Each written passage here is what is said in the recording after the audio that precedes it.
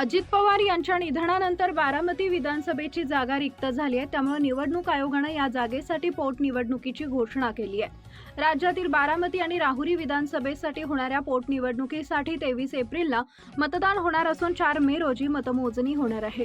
बारामती विधानसभेची पोटनिवडणूक बिनविरोध करण्याचे प्रयत्न सुरू असताना आता ओबीसी नेते लक्ष्मण हाके यांनी बारामतीत उमेदवार देणार असल्याची माहिती दिली आहे। त्यामुळे आता ही निवडणूक बिनविरोध होण्याची शक्यता मावळली आहे।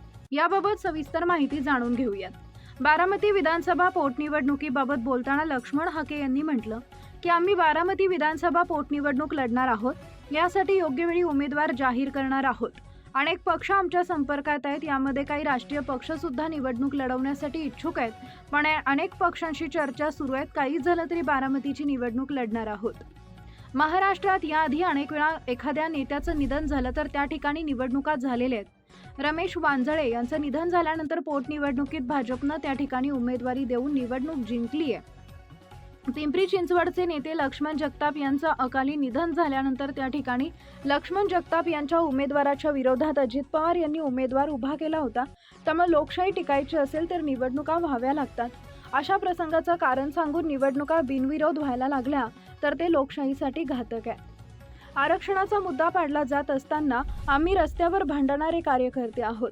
आम्ही लोकशाहीमध्ये निवडणुकीला सामोरे जाऊ। शेवटी जनता ठरवेल आमची मतं योग्य की अयोग्य, आमची निवडणूक योग्य की अयोग्य।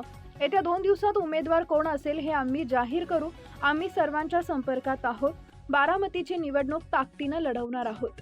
दादांच्या सहानुभूतीवर सुनेत्रा पवारांना 3ऱ्या दिवशी उपमुख्यमंत्री पद दिलंय। हजारो कोटींच्या घोटाळ्याचे आरोप असणाऱ्या पार्थ पवार यांना बिनविरोध राज्यसभेवर पाठवलंय। शरद पवार यांनाही बिनविरोध राज्यसभेवर पाठवलेलं आहे। सुनेत्रा पवार यांना बिनविरोध विधान परिषदेवर घेण्यात यावा आणि भाजपा सत्ताधाऱ्यांनी त्यांचा एक कार्यकर्ता निवडणुकीला उभा करावा। आप, बसपा, काँग्रेस सत्तेमधील पक्ष आहेत।